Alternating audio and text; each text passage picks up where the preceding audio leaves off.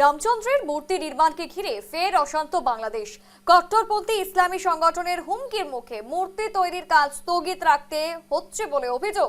পাশাপাশি জুতো মেরে রামচন্দ্রের ছবিকে অবমাননার অভিযোগও রয়েছে। সেই পথেই এবারে হাঁটলেন ঢাকা বিশ্ববিদ্যালয়ের সনাতনপন্থী পড়ুয়ারা।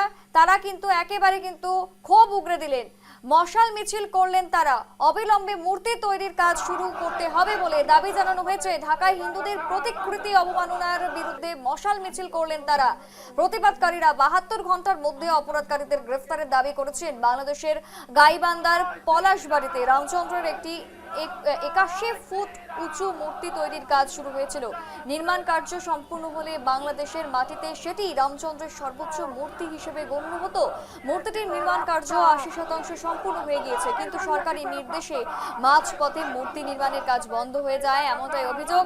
ফের অশান্ত বাংলাদেশের ছবি দেখানো হচ্ছে রামচন্দ্রের মূর্তি অবমাননার অভিযোগ, এবং তাতেই একেবারে রাজপথে হেঁটেছেন সনাতনী হিন্দু ধর্মাবলম্বী মানুষেরা। তারা একেবারে গর্জে উঠেছেন।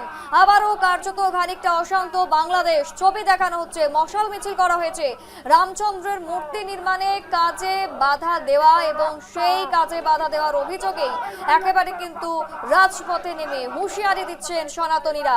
কেন ভগবানকে, ঈশ্বরকে অবমাননা করা হবে, সেই বিষয়ে তারা ক্ষোভ উগরে দিয়েছেন।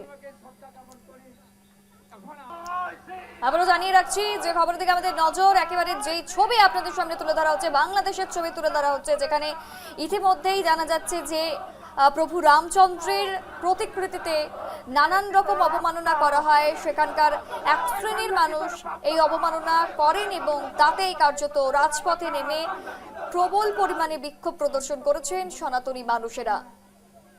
আমি তো সব ধর্মকে শ্রদ্ধা জ্ঞাপন করি। এখন